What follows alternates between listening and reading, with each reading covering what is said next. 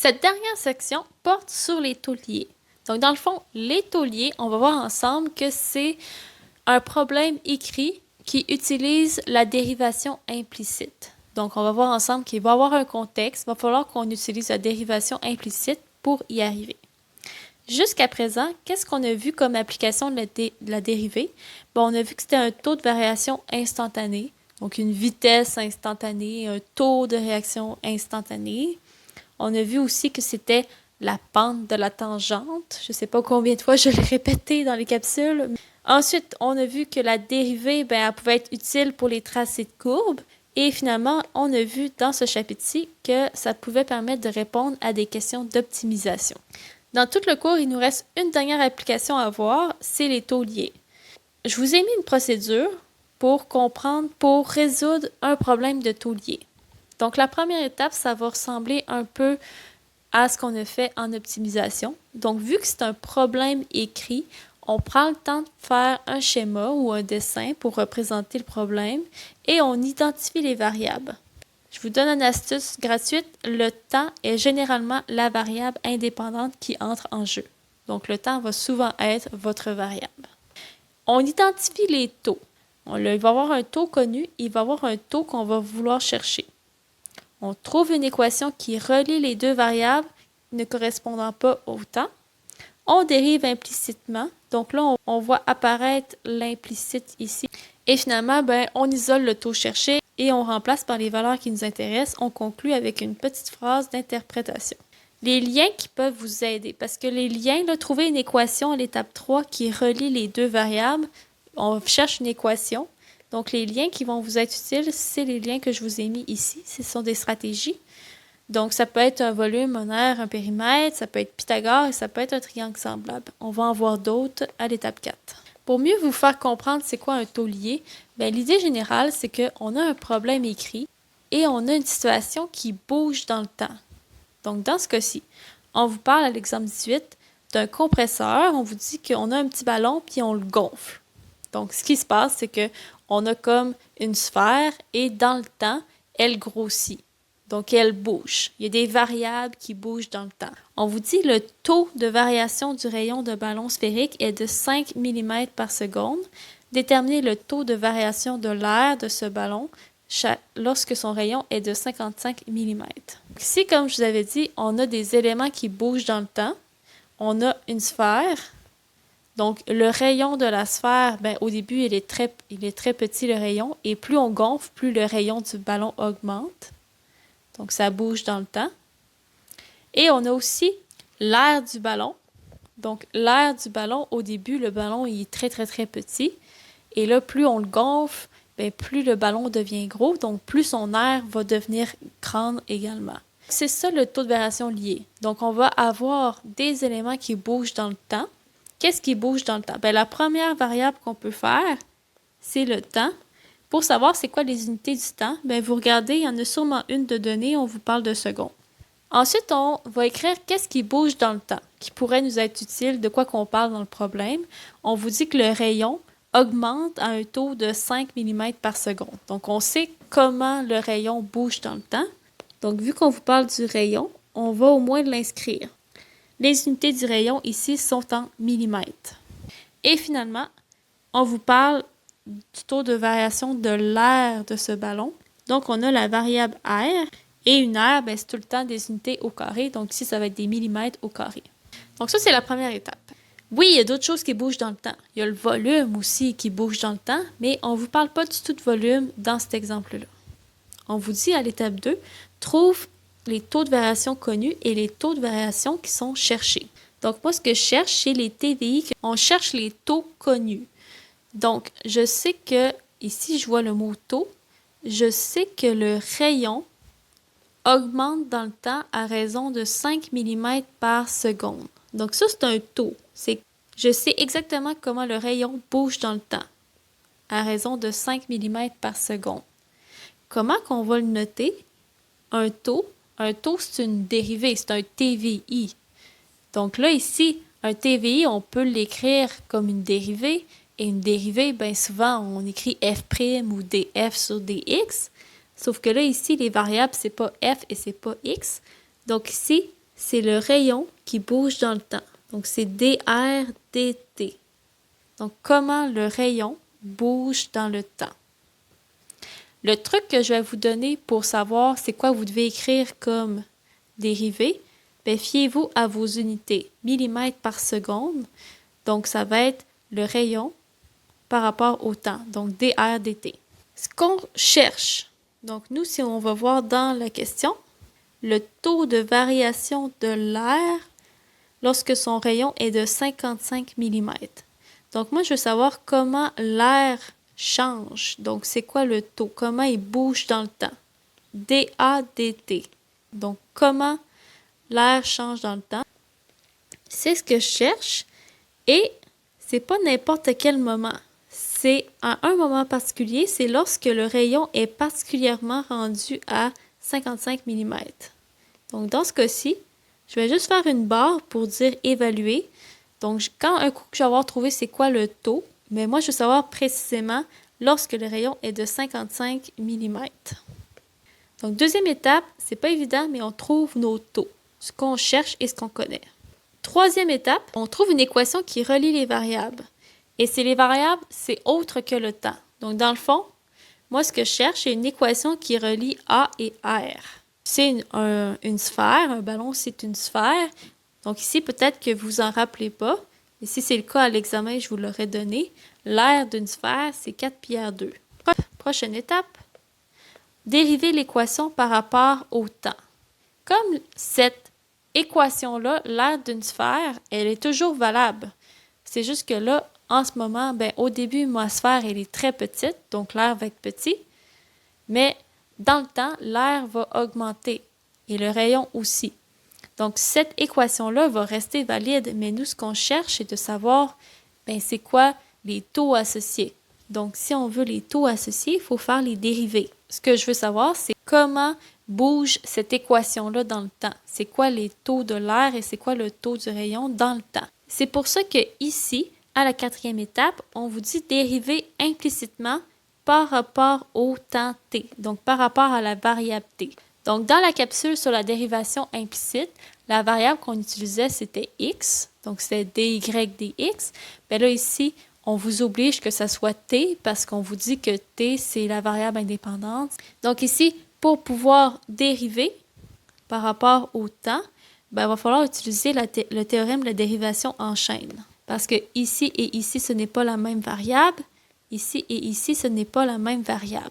Le théorème de la dérivation en chaîne vous dit, si tu veux dériver une variable, donc ici c'est a, la seule façon d'y arriver, c'est de dériver par rapport à a. Sauf que, quand on fait le théorème de la dérivation en chaîne, il faut toujours rajouter un petit morceau, il faut rajouter la chaîne. Nous, au final, on voulait dériver par rapport à la lettre t. Donc, on doit rajouter un dA dt, selon le théorème de la dérivation en chaîne. Et le truc que je vous avais donné dans la dernière capsule, de dire, regardez la lettre que vous avez mis ici, le dA, vous repartez de cette lettre-là et vous terminez par la variable indépendante qui était ici t. Du côté droit de l'égalité, on fait le même principe. La lettre est R et je veux dériver au final par rapport à t. La seule façon d'y arriver, pour dériver 4πr², la seule façon d'y arriver, c'est de dériver par rapport à R, mais je dois rajouter une chaîne pour pouvoir finir en dérivée de t. Donc, je rajoute dr dt. Un coup qu'on a utilisé le théorème de la dérivation en chaîne, là, on peut tout simplement dériver comme habituellement la dérivée de a. La dérivée de a, c'est la même chose que la dérivée de x, ça donne 1. Donc, je n'écrirai pas 1, je vais écrire dA dt. Et l'autre côté, 4πr², 4π c'est une constante, on peut la sortir. Et la dérivée de r², c'est 2r exposant 1, avec notre dr dt. Un coup qu'on a terminé de dériver, il faut isoler le taux qui m'intéresse. Donc, l'équation que j'ai obtenue ici, c'est une équation qui relie deux taux, d'où le nom de taux liés. Donc, le côté gauche, c'est comment bouge l'air de la sphère dans le temps, tandis que le dr dt représente comment bouge le rayon dans le temps. Donc, il faut isoler le taux qui m'intéresse. Le taux qui m'intéresse, c'est le dA dt. Il est déjà isolé. Donc, ce qu'on peut faire, c'est tout simplement multiplier les constantes. 2 fois 4, ça fait 8. Et on peut venir remplacer à ce moment-ci. Lorsque vous avez enfin terminé d'isoler votre DA/dt, vous pouvez venir remplacer les valeurs que vous connaissez. Moi, ce que je connais, c'est comment le rayon bouge dans le temps. Il bouge à raison de 5 mm par seconde. Donc, le dr/dt, je vais venir le remplacer par 5. Et ce que je voulais, c'était le dr/dt lorsque particulièrement le r vaut 55. Donc, on va venir remplacer par ces deux valeurs. Vous venez remplacer uniquement à la dernière ligne. Donc, je ne vais pas pouvoir remplacer dr/dt au début ou le r au début. C'est vraiment à la fin complètement quand vous avez trouvé votre taux, le dr/dt, et que vous l'avez isolé. Là, vous venez remplacer. Donc, je remplace r par 55, dr/dt par 5. Et là, ici, vous remarquez que j'ai rajouté ma petite barre. C'est juste pour dire le taux que je cherchais, c'était précisément lorsque r valait 55. Il me reste juste à faire le calcul. Et lorsque vous faites le calcul, on arrive à environ 6911,5. Et là, on peut écrire nos unités. Pour vous aider, fiez-vous au dA/dt. Le A, c'est une heure, donc c'est des millimètres carrés. Et T, c'est du temps, et c'est en secondes. Donc, ce que ça signifie, c'est que mon ballon, quand que le rayon est rendu à 55 mm, ben, mon aire de mon ballon varie à un taux de 6911 mm². Donc, c'est ce que je m'en vais écrire dans la dernière phrase. Donc, on écrit une petite phrase d'interprétation. Donc, lorsque le rayon du ballon est de 55 mm, l'aire du ballon augmente à un taux de 6911,5 mm² par seconde. C'est sûr que ça a l'air, encore une fois, difficile. C'est surtout les applications qui sont avec des problèmes écrits qui sont plus difficiles. Un coup que vous en allez en avoir fait plusieurs, vous allez voir que les étapes vont se suivre une à une. Donc, on essaie de comprendre le problème, on définit les variables qui rentrent en jeu, on trouve c'est quoi les taux en écrivant la notation de Leibniz, on se fie aux unités, ça va nous aider. On trouve une équation, on la dérive par rapport au temps, on isole le taux qui m'intéresse et on essaie de comprendre à la fin en remplaçant. Il nous reste un dernier exemple. Donc, on a une personne qui se tient debout à l'extrémité d'un quai à 2,7 mètres au-dessus du niveau du lac. Cette personne-là tire sur une corde attachée à une barque flottant sur le lac à un taux de 2 mètres par minute. À quelle vitesse se déplace la barque lorsqu'elle se trouve à 4,6 mètres du quai? Vu que c'est un problème écrit, puis on l'a lu ensemble, c'est pas nécessairement évident, on se fait un petit dessin. J'ai une personne qui est sur un quai. Le quai mesure 2,7 mètres. Cette personne-là tire une barque. Voici mon super petit bateau. Elle prend une corde et elle tire cette barque-là. Qu'est-ce qui se passe? C'est qu'en tirant, dans le fond, le bateau se rapproche tranquillement du quai. On vous dit, elle tire sur la corde à un taux de 2 mètres par minute. Donc ici, on voit qu'on parle d'un taux. Donc, il y a déjà un indice qu'on parle des taux liés. À quelle vitesse? Le mot vitesse est associé à un taux également. Se déplace la barque lorsqu'elle se trouve à 4,6 mètres du quai. Donc là, on a une situation qui bouge dans le temps. J'ai sûr que là, j'ai l'impression que c'est figé, mais dans le fond, plus la personne tire, plus la barque s'approche du bas du quai. Première étape, on identifie nos variables. Le temps est toujours une variable, parce que les éléments bougent dans le temps. Ici, le temps, la seule unité de temps que je vois, c'est des minutes. Quelle autre variable qu'on a? Bien là, ici, on ne parle pas d'air ou de volume, donc je vais tout simplement les nommer. Je vais parler de X et Y. Y va être comme la distance entre la personne et la barque. Et X, ça va être la distance entre la barque et le bas du quai, parce que ce sont deux éléments qui bougent dans le temps. Le 2,7, la hauteur du quai, on s'entend que le quai ne va pas augmenter dans le temps. Donc, le quai va rester à une hauteur de 2,7. Donc, ça reste fixe. Donc, voilà, on a notre X, notre Y. Les deux sont en mètres. Deuxième étape, on cherche les taux. Donc, les taux connus et les taux cherchés. Donc, ici, j'en vois un. On parle d'un taux de 2 mètres par minute. Il faut juste identifier c'est lequel. C'est la personne qui tire la corde. Donc, la personne qui tire la corde, c'est cette distance-là qui diminue. Donc, plus le bateau s'approche, plus la distance diminue. Le 2 mètres par minute, c'est un taux et c'est la distance entre la personne et la barque. C'est cet élément-là qui bouge dans le temps. Le 2 mètres par minute est associé à la distance entre la personne et la barque. Et là, vous ferez attention, petit piège.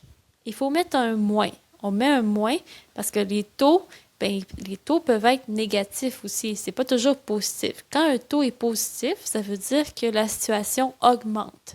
Ici, ma distance entre la personne et la barque diminue parce que la personne rapproche ce bateau. Donc, c'est pour ça que j'ai mis un moins au taux. Finalement, la question, c'est, on veut savoir c'est quoi la vitesse. Donc, dans le fond, on veut savoir c'est à quel taux se déplace la barque lorsqu'elle se trouve à 4,6 mètres du quai. Donc, nous, ce qui m'intéresse, c'est la barque, comment elle bouge dans le temps, comment elle s'approche du bord du quai. Donc, on cherche dx dt et c'est pas à n'importe quel moment, c'est particulièrement lorsque la barque se trouve à 4,6 mètres. Donc, lorsque la distance entre la barque et le quai est de 4,6 mètres.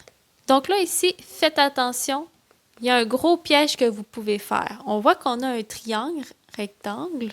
Un gros piège qu'on pourrait faire. N'écrivez pas x qui est 4,6 ici. N'écrivez pas ça. Parce que le x et le y bougent dans le temps. À 4,6, c'est à la fin complètement. C'est un coup qu'on va avoir trouvé comment varient mes taux. C'est quoi l'équation des taux? Là? C'est quoi le dx dt? Bien là, à ce moment-là, on va s'intéresser. Ah, ben là, c'était particulièrement à 4,6 que ça m'intéressait. Donc, le 4,6, là, c'est comme à la fin complètement. C'est mon petit cas particulier. Mais écrivez pas 4,6 ici. Le x et le y bougent dans le temps. Donc, il faut le laisser x et y. Donc, en faisant un triangle rectangle, on voit un certain lien entre les variables. Et le plus facile à voir ici, c'est Pythagore. Donc, par Pythagore, on va avoir y au carré est égal à x au carré plus 2,7 au carré. Donc, si vous faites le calcul, on arrive à y carré est égal à x carré plus 7,29. Prochaine étape, un coup qu'on a notre lien, bien là, il faut faire apparaître les taux. Donc, il faut dériver l'équation par rapport au temps. Donc, cette équation-là reste vraie dans le temps. Là, pour faire apparaître les taux, on la dérive par rapport au temps. Donc, c'est une dérivation implicite. On dérive à gauche, on dérive à droite par rapport au temps. On utilise le principe de la dérivation en chaîne parce que mes variables ne sont pas pareilles. Donc, le premier, il va falloir dériver par y. Le deuxième, il va falloir dériver par rapport à x. En utilisant le théorème de la dérivation en chaîne, ça fait en sorte que on va pouvoir utiliser nos formules de dérivation parce que là, on dérive y carré par rapport à la variable y, mais on n'oublie pas qu'il y a une partie qui se rajoute, donc la petite chaîne dy dt qui se rajoute. Même principe pour la deuxième partie, l'autre côté de l'égalité. On termine en disant que ça donne 2y dy dt qui est égal à 2x plus 0, donc 2x dx dt. Donc, les dérivés, en général, ne sont pas très difficiles. C'est le principe qui est plus difficile, donc la compréhension. Par après, on veut isoler le taux qui m'intéresse. Donc là, j'ai deux choix, soit dy dt, soit dx dt. Et moi, ce qui m'intéresse, c'est dx dt. Parce que le dy dt, on le connaît. Donc, on va aller isoler dx dt. Donc, pour l'isoler, je vais diviser par 2x. On voit que nos deux se simplifient. En simplifiant, on obtient la ligne suivante. Là, j'ai juste inversé. Là, j'ai mis le dx dt du côté gauche parce que souvent, notre inconnu est du côté gauche. On est habitué de le voir comme ça. Donc là, je suis rendue à l'étape que je peux venir remplacer. Donc là, à ce moment-là, là, j'ai le droit de remplacer. Donc, qu'est-ce qui m'intéresse? dx dt, quand x vaut 4,6, donc ça, on va pouvoir remplacer le x par 4,6. Et le dy dt, on va pouvoir le remplacer par moins 2. Donc là, je suis venue remplacer, mais là, j'ai un problème. Il me reste un y. Et là, il faut que j'arrive à un calcul. Donc, ça veut dire que je dois trouver la valeur de y. Pour la trouver, on va aller à côté. On va refaire notre petit triangle. Donc, notre petit triangle, on avait la hauteur du quai qui était 2,7. Et là, au moment particulier qui m'intéresse, donc c'est comme si je prenais une photo à ce moment-là du triangle. Donc, à ce moment-là, le triangle ressemble a une hauteur de 2,7 et une base de 4,6. Donc, à ce moment-là, on peut essayer d'aller chercher c'est quoi le y en faisant Pythagore encore une fois. En faisant le calcul avec Pythagore, on arrive que à ce moment précis, le y vaut environ 5,33. Donc là, on va venir le remplacer parce qu'il était manquant. Il nous reste à tout rentrer ça sur notre amie la calculatrice et on arrive à environ moins 2,32. Pour aller chercher c'est quoi la valeur des unités, bien, vous regardez, c'est dx sur dt, donc c'est une distance sur un temps. Donc le petit moins, c'est normal qu'on l'ait dans la réponse finale parce que la barque se rapproche. Donc la distance diminue, donc le taux va diminuer aussi. Donc, lorsque la barque se trouve à 4,6 mètres du bas du quai, donc ça c'est comme notre photo fixe à un moment très précis, la barque, donc celle-ci, s'approche du bas du quai à une vitesse de 2,32 mètres par minute. Donc là ici, le mot approche fait référence au fait que la réponse est négative et le taux, c'est la vitesse, donc c'est 2,32 mètres par minute. Donc, avec cet exemple-là, ça fait pas mal le tour sur les tauliers. Ça va pas mal faire en sorte que vous allez avoir vu pas mal toutes les situations possibles. Celui-là, il était un petit peu plus compliqué parce que dans notre réponse, il fallait aller chercher le y, le x et le taux. On avait le x, on avait le dy dt, mais il nous manquait le y. Donc, ça se peut que dans certains problèmes du devoir, vous ayez à faire une photo de votre situation à un moment précis. Donc, reprenez votre équation, donc ici c'était Pythagore, et allez le calculer.